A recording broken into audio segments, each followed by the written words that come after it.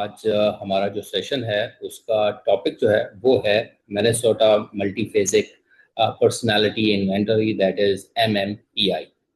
अब ये है क्या, क्या करता है, कौन यूज करता है, कैसे यूज करता है, इसका फायदा क्या है, इन सब सवालों के जवाब आज हम तलाश करने की कोशिश करेंगे एंड वी होप कि ये आपके लिए काफ़ी हेल्पफुल होगा।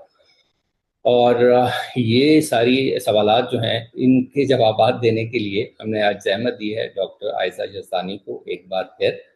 और वी होप के हमारे सारे सवालों के जवाब इन्हीं से मिल सकते हैं। सो किस तारुफ के मोहताज तो नहीं है, लेकिन फिर भी हम उन चंद लोगों के लिए तारुफ दोबारा कराए देते हैं कि PhD इन एजुकेशनल साइकोलॉजी हैं, डायग्नोस्टिक एक्सपर्ट हैं और EMDR सर्टिफाइड थेरेपिस्ट हैं। Thank you very much doctor साहब कि आपने दोबारा इस सेशन के लिए वक्त निकाला and welcome to our channel once again जी। जी थैंक यू कामरान साहब, आपके साथ हमेशा बड़ा अच्छा लिंक रहा है। और आपका क्योंकि आप नई नई चीज़ें इंट्रोड्यूस करते हैं, तो ये जब MMPI 3 की बात आई तो इससे बेहतर फोरम मुझे कोई मेखला मिलना नहीं था। तो इसके बारे में थोड़ा सा बताती हूँ, मैं तो बताना शुरू कर दूँ फिर। रेडी हैं आप? हाँ, तो हमें सबसे पहले तो यही बताइए कि ये MMPI और 3 थर्ड एडिशन, इससे हम्म तो ये तो पता लग रहा है, लेकिन ये है क्या और साइकोलॉजिस्ट इसको यूज करते क्यों है? अच्छा, अब देखिए, चूंकि अब जिनको मेरा पता है, आपको पता है कि मैं एजुकेशनल साइकोलॉजिस्ट हूँ, मैं टेस्टिंग करती हूँ, साइकोमेट्रिक स्पेशलिस्ट हूँ, ठीक है। और एजुकेशनल टेस्टिंग यानी कि IQ टेस्टिंग, डिसलेक्सिया और ये सारी हम करते हैं। लेकिन टेस्टिंग सिर्फ ये नहीं होती है, टेस्टिंग होती है क्लिनिकल साइकोलॉजी या क्लिनिकल टेस्टिंग, राइट। जो बाकी टेस्टिंग है उसको हम न्यूरोलॉजिकल कर लें, न्यूरोलॉजिकल टेस्ट बैटरी में चले जाते हैं। हमें कई दफ़ा साइकोलॉजिकल टेस्टिंग करनी होती है। पर्सनैलिटी टेस्टिंग की नहीं बात करी, हम साइकोलॉजिकल टेस्टिंग की बात करें, ठीक है। कि आपके पास एक पेशेंट है, डिप्रेशन का है या नहीं है, उसका मसला क्या है। अब मैं इसको इस तरह कहूँगी कि कॉर्पोरेट वर्ल्ड में बहुत यूज़ होता है। ओके। इसकी क्लिनिकल सेटिंग्स में तो है ही है ना, कि जो इन पेशेंट्स हैं या जो पेशेंट्स आ रहे हैं। देखिए, डायग्नोसिस छोटे बच्चों की कदर आसान होती है, जब शुरू शुरू में चीज़ें शुरू होती हैं हम कर लेते हैं। लेकिन जैसे जैसे बच्चे बड़े होते हैं, मसले चेंज होते हैं ना, तो लेयर अपॉन लेयर ऑफ चीज़ें आ जाती हम्म हैं। तो यंग अडल्ट्स के साथ 35 40 50 साल की उम्र के लोगों के साथ काम करना डिफिकल्ट हो जाता है। पिक्चर बहुत मिक्स्ड अप होती है। तो या तो बहुत आपका अच्छा एक्सपीरियंस हो, बहुत क्लिनिकल प्रैक्टिस हो, हम्म और या तो फिर आपको बल्कि आप कहें, लेकिन ह्यूमन एरर होती है। क्योंकि कॉम्प्लेक्स देखें, बहुत चीजें हो जाती हैं। कॉम्प्लेक्स हो जाती है ना। देखिए, आप 1 घंटे में अगर कितने सवाल पूछेंगे अपने पेशेंट से, और मैं हम्म आपको शर्तिया बता दूं, क्लाइंट आपको आधी से ज्यादा बातें छुपाएगा। हाँ, नहीं बताएंगे ना सारी बातें, बहुत सारी, सही क्योंकि है। उनके साथ कोई शेम का एलिमेंट होता है, कोई गिल्ट हम्म होता है, बड़ी सारी चीजें होती है। अब जब, और कई दफा पेशेंट्स बता नहीं सकते, तो MMPI जो एक ऐसा टेस्ट है जिसमें कोई 335 सवाल हैं, ओके। और उसमें कुछ वो रिपीट होते हैं, कुछ बड़ी बहुत टेक्निक के साथ ये टेस्ट बना हुआ है। और हम्म ये बहुत सारे नफ्सियाती मसाइल को अंडरस्टैंड करता है। अच्छा, अब जितने आजकल के साइकोलॉजिस्ट हैं वो बहुत फेमिलियर होंगे MMPI से। MMPI जो हम्म पहला था ना, जो निकला था, वो डॉक्टर लईक मिर्जा ने उसको उर्दू में ट्रांसलेट किया था, ओके। ठीक है। अच्छा, उसका फायदा ये हुआ था कि वो पाकिस्तान में हर जगह यूज होना शुरू हो गया था। देखिए हम्म ना, जब एक हमारी जुबान में चीज आ गई, तो वो साइकियाट्रिक एवेल्युएशन उस चीज के लिए तो हमें पता चल जाता था। मतलब एक कंपनी है, एक शख्स काम करते करते उसे काम नहीं हो रहा, तो हम उसको क्लिनिकल साइकोलॉजिस्ट के पास भेजते हैं। वो एक रिपोर्ट बना देते हैं कि जी के ये मसले मसाइल हैं। वो साइकाइट्रिस्ट के पास जाती है, क्योंकि इस एज में कई दफा दवाइयों की जरूरत पड़ती है। तो वो उसके हिसाब से देख के फिर साइकाइट्रिस्ट दवाइयाँ देते हैं। अच्छा, हम्म। MMPI की पॉपुलैरिटी की वजह आप समझने होगी उर्दू पाकिस्तान में, ठीक है। लेकिन हम्म आपको बताऊं ना, ये इतना पुराना टेस्ट है कि 1999 में ये डिसकंटिन्यू कर दिया गया। जो ओरिजिनल MMPI था। उसके बाद उन्होंने MMPI 2 निकाला, एक MMPI एडोलेसेंट का निकाला, RF करके उन्होंने के बीच में दो तीन निकाले, क्योंकि देखिए रिसर्च होती ना, रिसर्च हम्म। होती जाती है। करते करते 2020 में आया है MMPI 3। ओके। ठीक है। अच्छा, जब अगला वर्जन आता है ना, तो टेक्निकली आपका पिछला वर्जन खत्म हो जाता है। ओके।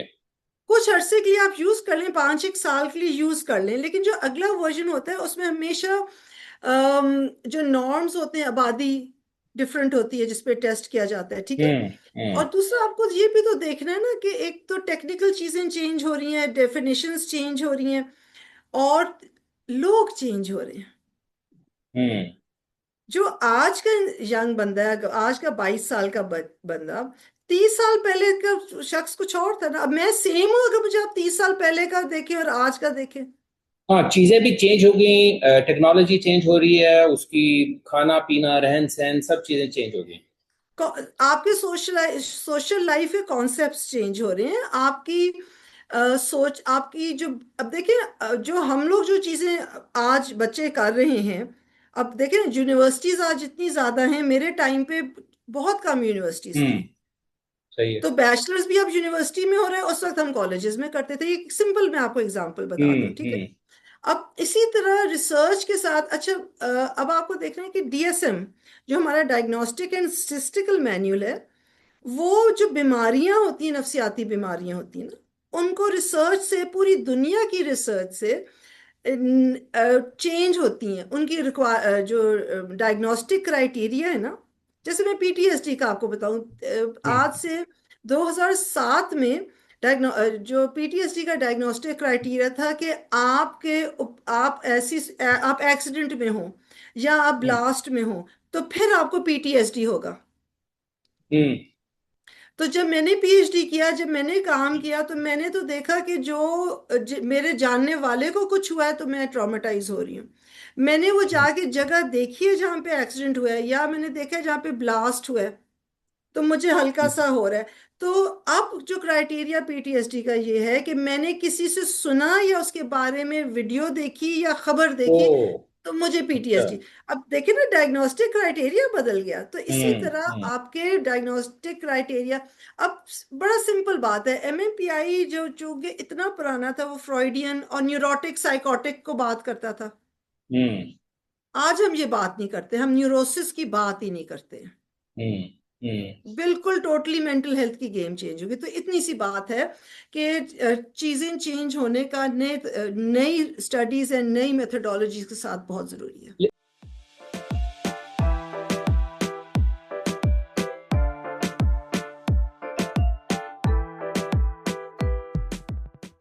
हम अगर, जिस तरह आपने कहा कि साइकोलॉजिकल प्रॉब्लम्स को डील कर रहे हैं, तो अगर हम कॉर्पोरेट वर्ल्ड का भी आपने जिक्र किया, PTSD का जिक्र किया, इससे तो हमें थोड़ा पता लग गया। लेकिन और अगर हम इसको थोड़ा मोटे मोटे पार्ट्स में डिवाइड कर सकेंगे, किस किस्म की साइकोलॉजिकल इश्यूज या प्रॉब्लम्स को ये एड्रेस कर सकता है, तो वो भी हम्म। हेल्पफुल होगा। इसका रेंज बहुत ज्यादा है ना। मैं अब आपको एक बात बताऊं, पहले तो थोड़ी सी स्केल्स थी, और मैंने बताया ना, उसमें था ये जो 12-13 चीजें कहता था पहला वाला MMPI, और बीच ओके। वाला तो मुझे पता है पाकिस्तान में यूज नहीं हुआ, इसलिए मैं बीच वाले की तो उसको रेफर ही नहीं करूंगी। ठीक है। इतने चेंज हम्म। अभी इसमें 52 स्केल्स हैं। ओ। ओके। अच्छा, वो स्केल का मतलब ये होता है कि मैंने इसमें कितनी चीजें देखी। हम्म। ठीक है। और मैं आपको बताऊं, MPhil की जब हम थीसिस करते हैं ना, तो हम उसमें दो हाइपोथेसिस बनाते हैं, यानी कि दो चीजें टेस्ट करेंगे। अच्छा। MPhil हम्म। में सॉरी एक होती है, ठीक। PhD में दो या तीन होती हैं। तो आप अंदाजा लगाएं कि जब 52 है, तो ये 52 PhD समझ लें आप हो रहे हैं। तो इस तरह की ट्रांसपेरेंसीज जो है ना, इसमें होती ओके। हैं। एक, ओके, मैं इस तरह आपको दिखाती हूँ कि एक इसमें होती है आंसर शीट। ठीक है। ओ। एक इस तरह अच्छा। की आंसर शीट होती है, और हम्म। एक बुकलेट होती है। और इस राइट। बुकलेट में 335 सवाल हैं इंग्लिश में। ठीक है। क्योंकि ओके। ये ट्रांसलेट किसी ने नहीं किया। ये सवाल होते हैं, ये जब शख्स कर रहा है, ये 18 साल से ज्यादा उम्र का कर रहा है या कर रही है, वो करके चले गए हैं। अब मेरा काम है कि मैं ये जो 52 स्केल्स है ना, ये मैं इसके ऊपर रखूंगी और सबकी हम्म। स्कोरिंग करूंगी। ओके। अच्छा। ठीक है, सही सही सही। ये देखिए ना, ये बराबर इसके ऊपर रखा, ये रखा है इसके ऊपर, और मैं इस तरह हाँ। इसकी स्कोरिंग करूंगी। और जब मैं स्कोरिंग करूंगी, फिर मेरे पास ये इन सब स्केल्स के लिए ये शीट्स हैं और स्केल्स हैं। और तो मैं यहाँ पे, अगर आपको को नजर आ रहा है, सॉरी। पूरी तरह नजर तो नहीं आ रहा, लेकिन इतना नजर आ रहा है कि उसके ऊपर हर कॉलम पे कुछ वैल्यूज नजर आ रही हैं। हाँ, तो यहाँ पे हम रॉ स्कोर्स ऐड करते हैं, साइड पे हमें टी स्कोर्स मिलते हैं, तो ये हम इसको प्लॉटिंग कहते हैं। ओके, यस, प्लॉटिंग, राइट तो राइट। रॉ स्कोर हमने प्लॉट किया, और रॉ स्कोर प्लॉट किया, साथ हमको टी स्कोर मिल गया। और इसमें हमने देखा कि ये जो शख्स है, इसको पहले तो जो इसकी कोई बहुत सारी 10-15 स्केल्स है, हम देखते हैं कि इसने झूठ तो नहीं बोला। पहले हम देखते हैं हम्म कि हम इसको इंटरप्रेट कर सकते हैं कि नहीं कर सकते, फिर हम देखते हैं कि झूठ बोला, सच कितने, लाए स्केल होती है, वैलिडिटी स्केल होती है, तो हमने देखना है ना कि ये हम इंटरप्रेट भी हम्म कर सकते हैं कि नहीं। फिर वही सारे स्टेटिस्टिकल तरीके से जाते जाते फिर हम वो 5 स्केल्स पे आते हैं, जो कि थॉट को देखती है, बॉडी की इश्यूज को देखती है, जो यानी कि बीमारी शुमारी देखती है, फिर ये इसी तरह के साइकोलॉजिकल इश्यूज, जो 5 स्केल्स हो गई हमारे पास, ठीक है। अब आपका हम्म मेन सवाल था, मैंने इतना लंबा जो जवाब दिया, वो ये था, ये हम किसके लिए यूज करते हैं।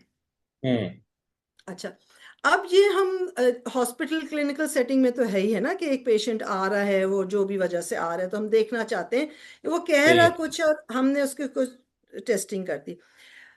ये आपको यूज होता है फोरेंसिक साइकोलॉजी में। ओके, अच्छा, सही सही सही।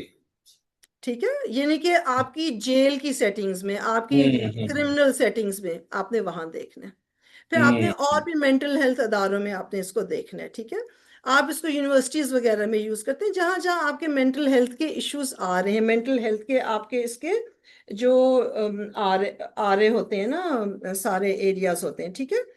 और हम्म। थोड़ा सा अगर मैं देख के बता दूं कि इसका रेंज बहुत ज्यादा हो जाता है, ठीक है।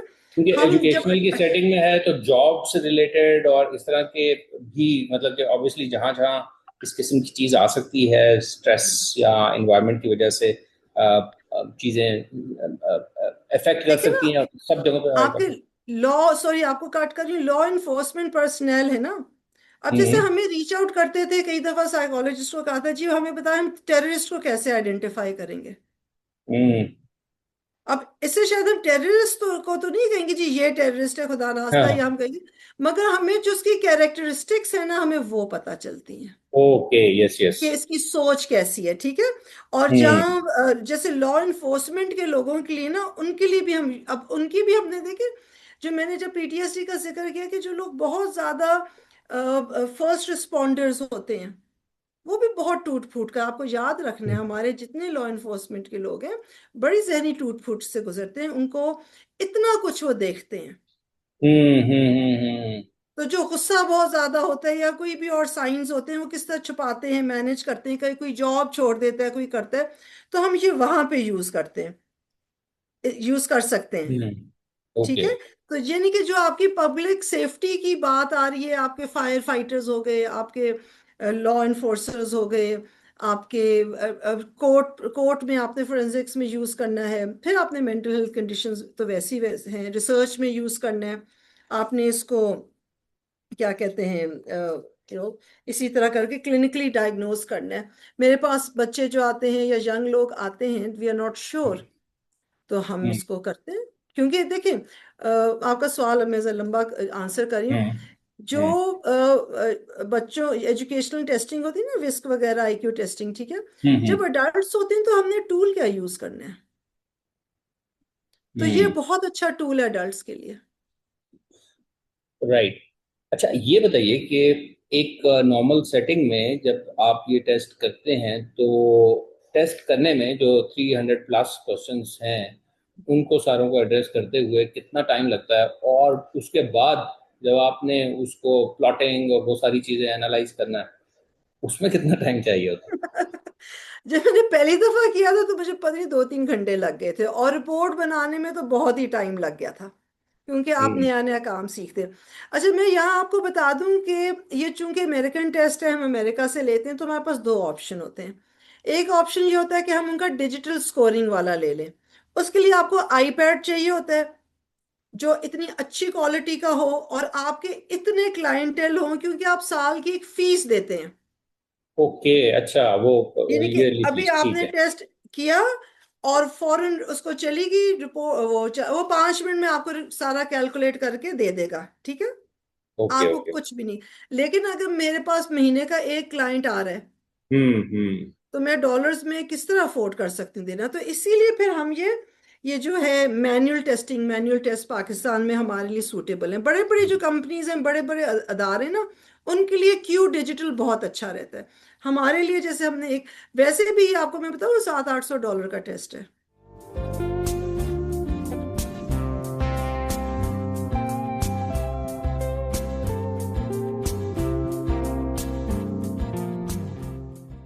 तो आप कह रही हैं कि उसको एनालाइज करना भी आसान नहीं है, अनलेस कि आप उसका वो दूसरा वाला वर्जन लें आईपैड वाला, और वो एनालाइज आपको कर दे जिससे आपकी, लेकिन वो चार्ज बहुत ज़्यादा होता है। तो अगर इस तरह मैनुअल किया जाएगा तो इसके लिए एक्सपर्टीज भी फिर डेफिनेटली चाहिए होगी। नहीं, इसकी एक्सपर्टीज ये चाहिए कि कम से कम मास्टर्स तो हो ना। हम्म क्योंकि हम तो अभी तो शुक्र अल्लाह का पाकिस्तान में काफी काम हो रहा है कि bachelors are not allowed to do clinical work. अभी ये चीज बहुत मोमेंटम गेन कर रही है। तो कम से हम्म कम आपका मास्टर हो एंड अबव, ठीक है। और ये अमेरिका हम्म में टेस्ट सेल भी नहीं किया जाता बिलो मास्टर्स वालों को, हम्म की कैटेगरी है। Nobody can buy it unless they show their credentials. अब इसमें मैंने आपको बताया ना कि ये 52 स्केल्स हैं, ठीक है। हम्म लेकिन जब आप करने बैठते हैं ना, ये इतना अच्छा इसका सारा सिस्टम है कि आप 15 मिनट में यूं आप लगाते हैं, काउंट करते हैं, हो जाता है। तो 15-20 minutes to do the scoring, sheet की प्लॉटिंग, उसमें थोड़ा सा और टाइम लग जाएगा। और फिर आपने रिपोर्ट बनानी, एक दिन तो आपको देना पड़ेगा तसल्ली से। हम्म। एक दिन कुछ घंटे तो देने पड़ेंगे इसको। अच्छा, ये बताइए कि मतलब जिसके लिए भी कुछ तो ऐसे, जैसे आपने जिक्र किया कि लॉ इन्फोर्समेंट के जो डिपार्टमेंट्स हैं उनको कुछ रिक्वायरमेंट खुद जनरेट होती है, वो समझते हैं कि किसी से रब्ता करना चाहिए। आम लोग मतलब इस टेस्ट की तरफ कैसे आएंगे अनलेस कि वो साइकोलॉजिस्ट इसको रिकमेंड करे। तो वो रिकमेंड किन बेसिस पे करता है, या कब हम, अगर सिंपल सवाल इस तरह मैं पुट करूं कि कैसे और कब साइकोलॉजिस्ट ये टेस्ट रिकमेंड कर सकता है। अच्छा, एक तो मैंने कहा ना 18 ईयर्स से ऊपर होना जरूरी है, हम्म ठीक है। अब कई दफा बच्चे आते हैं या यंग अडल्ट्स होते हैं, कॉम्प्लेक्स प्रेजेंटेशंस होती हैं। कॉम्प्लेक्स प्रेजेंटेशन में आपको पता ही नहीं चल रहा कि है क्या। अच्छा, बड़ा आसान है कहना है कि जी डिप्रेशन है, फलाना फलाना है, ओवरवेलम हो रहा है, इस तरह की चीजें कहना। तो कई दफा तो आपके सामने बड़ी क्लियर कट डायग्नोसिस होती है। यानी कि आप एक तो सवाल पूछेंगे, पढ़ाई में डिफिकल्टी थी, स्कूल में डिफिकल्टी थी, नहीं थी। हाँ नहीं, स्कूल हम्म ठीक था लेकिन फिर भी बड़ी जल्दी जज्बाती हो जाता था, ठीक है। तो हम्म आप फिर उस सिचुएशन में देखते हैं कि अगर आपको क्लैरिटी नहीं मिल रही, ठीक है, और आप इसको क्यों करते हैं, क्योंकि देखें बाहर तो बहुत बेनिफिट्स होते हैं ना जब आप टेस्टिंग करते हैं, फिर आपका एक लीगल सिस्टम होता है आपको सपोर्ट करता है। तो आपने जब मेडिकेशन भी देनी है ना, तो मेडिकेशन के लिए आपको रीजन तो पता हो। हम्म वरना मैंने आपको बताया ना कि जैसे साइकाइट्रिस्ट, अब आप इसका देखें ना, रेशियो देखें। हम्म हमारा पता नहीं कितने कितने लाखों पे एक साइकाइट्रिस्ट हैं। तो हर कोई तो बिल्कुल। नहीं जा पाता, और कईयों को बड़ी सिवियर प्रॉब्लम्स होती है, ठीक है। तो उनके पास इतना टाइम नहीं होता कि हम सबको देखें और डिटेल में करें। तो उनके पास हम्म कुछ मेन जेनेरिक दवाइयों का सिस्टम होता है, लेकिन कई दफा वो नहीं काम करता। हम्म मेरे पास कई केसेस ऐसे होते हैं जिनका हम फर्ज करें ना अडल्ट ऑटिज्म है, और ठीक है। वो दवाइयाँ ले रहे हैं, लेकिन वो चूंकि हम्म बहुत सारी चीजें चल रही थी, इसीलिए तो फिर जब आपको क्लिनिकल पिक्चर क्लियर नहीं नजर, या तो आप रूटीन में करें which is very good, and I hmm would recommend कि आप, क्योंकि देखिए इतना हमारे यंग साइकोलॉजिस्ट हैं, इनको इतना एक्सपोजर नहीं है।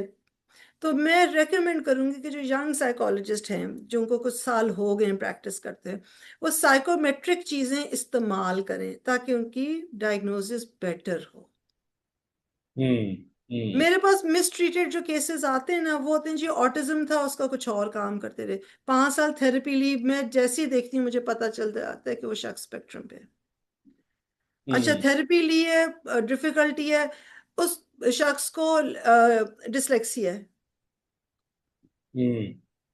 अब डिसलेक्सिया तो लिखने पढ़ने का है ना, तो बाद में वो साइकोलॉजिकल इश्यूज बन जाते हैं इसके, तो आप मेन मसले को अंडरस्टैंड करते हैं, फिर बाकी वहीं से चीजें बेटर हो जाती हैं। हम्म।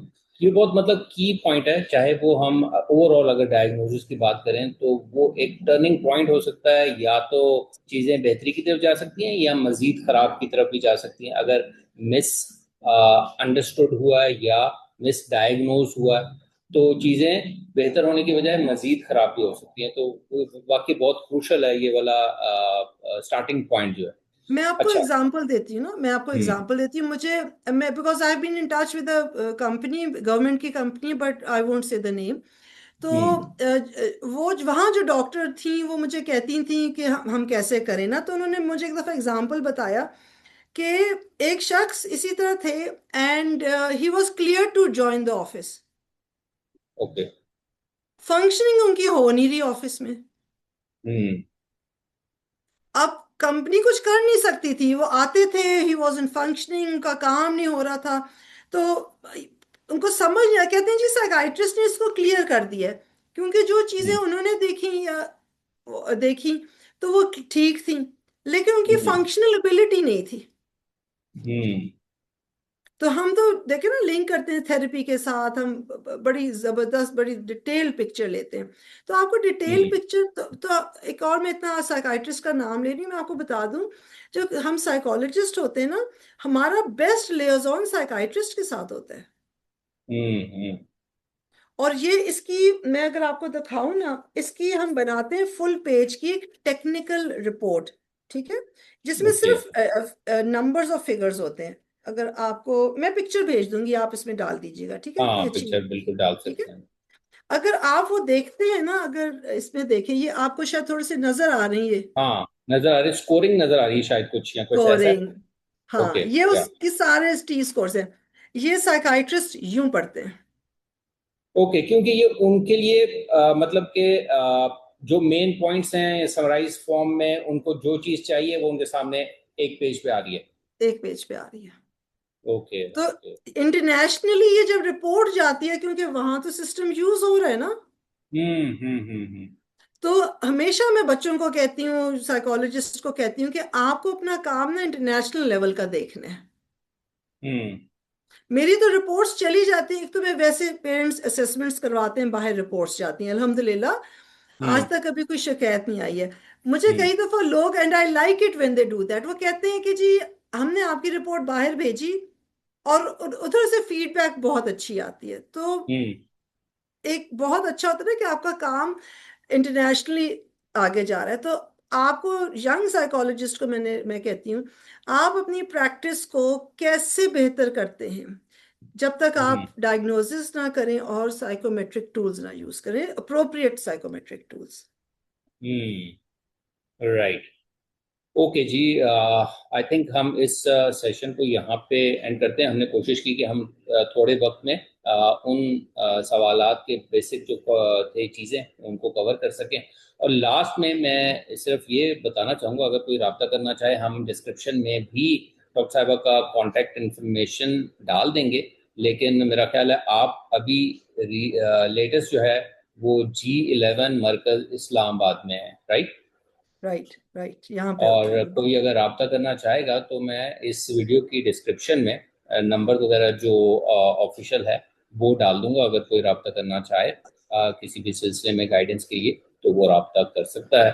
So thank you very much doctor साहब कि आपने इतने शॉर्ट नोटिस पे टाइम निकाला, एंड वी होप कि हम कुछ और भी टेस्ट्स के बारे में हम एक सीरीज बनाते जाएं। जब भी आपके पास टाइम हो हम कुछ टेस्ट का डिस्कस करें, ताकि लोगों में अवेयरनेस भी हो, और जो साइकोलॉजिस्ट हैं वो भी इस तरफ बढ़ना चाहें तो चीज़ों का और भी पता लगे, और पर्सपेक्टिव भी लोगों के और आए शायद इसी वजह से।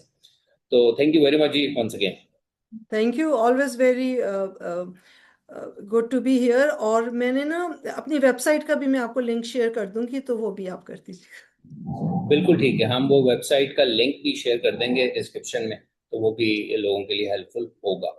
सो आप सबका भी जी बहुत शुक्रिया। इंशाल्लाह नेक्स्ट सेशन में एक नए गेस्ट के साथ या एक नए टॉपिक के साथ दोबारा आपसे मिलते हैं। तब तक के लिए अपना ख्याल रखिए। टेक केयर जी। अल्लाह हाफिज़।